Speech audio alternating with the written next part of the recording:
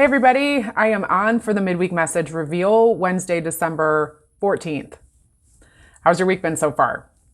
We have just slipped ourselves right into Mercury Retrograde shadow period, which is 2 weeks before it goes officially retrograde. Mercury being the planet of communication. This is where we have some issues with understanding one another. Texts not going through, phone calls getting dropped.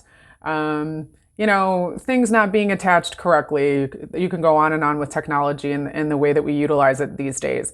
But you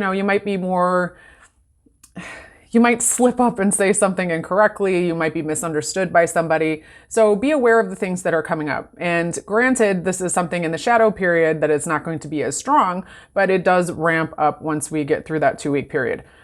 So be aware of that.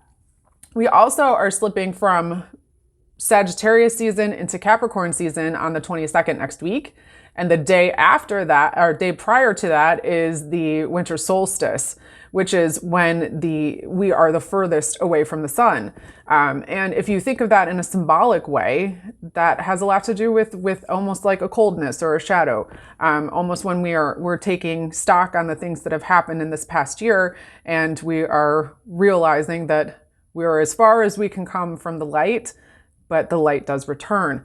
So keep that in mind. These seem like somber things, but really it's just the natural progression of life. And take into consideration everything that you've gone through this year. There's been a lot of growth. Just even doing cards with you guys every week, I've seen how we as a group have developed and have changed. There have been weeks where we've really been in the shit, and there's been other weeks where we've really patted ourselves on the back. We've done a lot of inner work. There's been so much growth. So try and stay focused on that. Okay, I'm going to jump right into the cards, and we're doing tarot this week. So the vibe, everything that I've felt pulling these cards earlier is that everyone needs to hear these messages. And these messages aren't necessarily just for you if you picked this card. I feel like they're going to kind of eke over into each number. And as you hear these things, you apply them to your life in the way that it suits you. And take what pings you, take what resonates, and drop the rest. Don't feel like you need to hold on to these things. And a lot of reasons why I tend to utilize oracle cards over tarot cards is because tarot cards are very fixed in their meanings. It doesn't matter what type of tarot deck you get, you're going to have the same types of cards that have the same traditional meaning to them. But as you know, I like to read cards a little bit differently, which is why I tend to use oracle cards, because there's more room for interpretation, and I tend to pull and glean different things out of it, and it's not so hard and fast.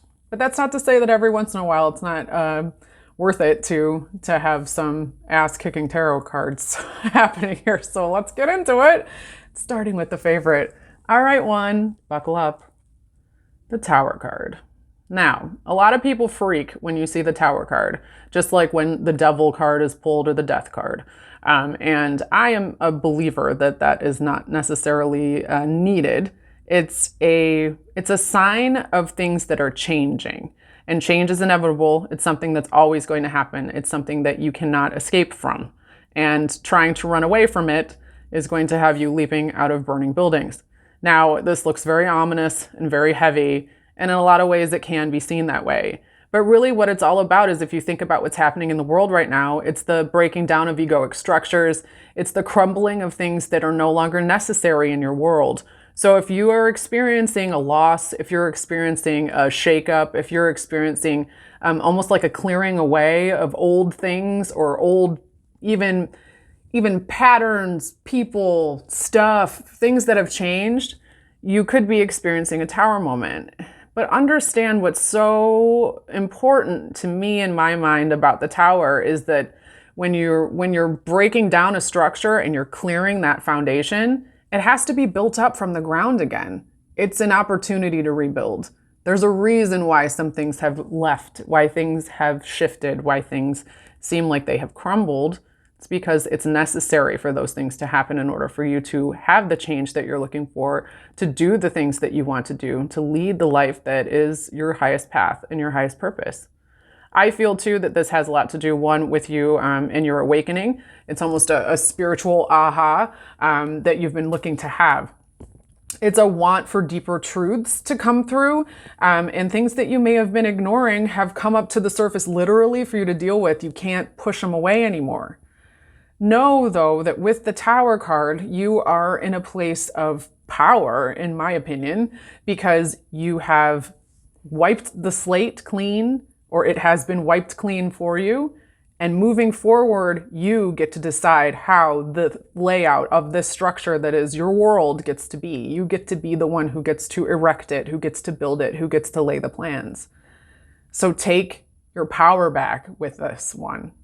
I'm feeling a lot in the collarbones and up into the throat, just a real kind of heavy pressing feeling. You can take this straight off of you if you want. You have the power to do that. You just don't believe it. The situations that are occurring in your life right now are putting you in a position where you have to. You're allowed to let it go. You're allowed to set it down. And you're going to be fine. You're going to be fine. Just know that what's happening has to be for your benefit, or it wouldn't show up. And we may not know what that benefit is right now. You may not know what it is in a year. You may not know what it is in 10 years. But I guarantee at some point in your existence, you're going to look back and you're going to say, oh. So try to find the silver linings. Try to find a place where you can ground yourself and you can know that you are everything. You can't be wiped out.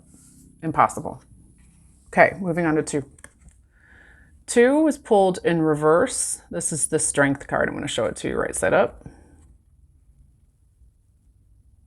Okay, and Strength card is an 8, which has to do with abundance, has to do with feeling a connection. And strength itself, I mean, it's pretty self-explanatory, right? It's beautiful. Lion, interesting too about Leo and Leo energy that's very golden and forward and very solar plexus, knows who they are and loves to sparkle and shine and can stand in it, isn't afraid to adorn themselves in their beauty and their awesomeness. But for 2, this has been pulled reversed, and in tarot, reversed cards have a different meaning. So 2, you may be feeling disconnected from spirit. You may be feeling disconnected from your passions. And there's a feeling of ungroundedness. There's an energy that's really kind of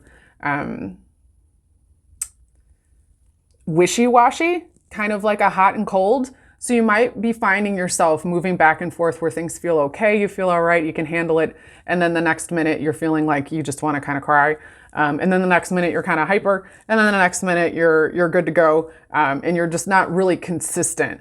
And that consistency is something that you're seeking because you are disconnected from spirit. And when I say that, it doesn't mean like, you can't get it back. It's something that's been kind of put on the back burner. You need to prioritize grounding in your life. You need to prioritize the gentleness that you need to give yourself. You need to treat yourself as if you were like a little child. If you can think of little you, and when I say your little self, what age are you? Can you imagine yourself? Can you see that little person in your mind? And gather them up. Allow them to be taken in and reparented in a way that gives them that love that they are seeking, because there's that disconnect feeling that's happening here. And there's a feeling of weakness almost. There's a gentleness that wants to come through. I'm feeling a lot in the belly. I'm feeling a lot like almost in like an upset sour stomach kind of way. So there may be some issues around being able to stomach, hearing like information that's coming through or news that's come up. Know that you're going to get through these things. This is not something that you can't overcome. This is not something that is saying that you will not be able to move forward, or there's something wrong, or you've done something bad, or you're not good enough, or you're not worthy enough. That's total bullshit. You are just in a place where you've gotten kind of kicked off kilter, and you need to get your mojo back. When are you going to take some time for yourself? You need to give yourself a break here, okay? Ask for help. Ask your team. Ask before you go to bed and say, hey, I would love it if you could come in and help me because I don't know how to carry these things. That's what they're there for. That's the whole point. You are not you are not connected.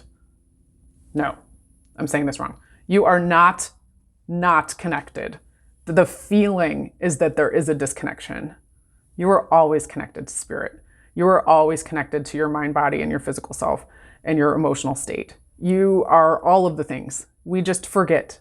And a lot of it has to do with the way that we have been socialized and programmed, and our day-to-day lives make it really difficult for us to tap into those things sometimes. It almost forces us to dissociate. It almost forces us to kind of move out and worry about money and, things getting done. And we've got, holidays coming up, and there's family stuff, and, there's cold weather and you can't go outside and do the stuff that you want to do, depending on where you live. And all of that presses on us. So allow yourself some space, allow yourself some time with yourself, and ground.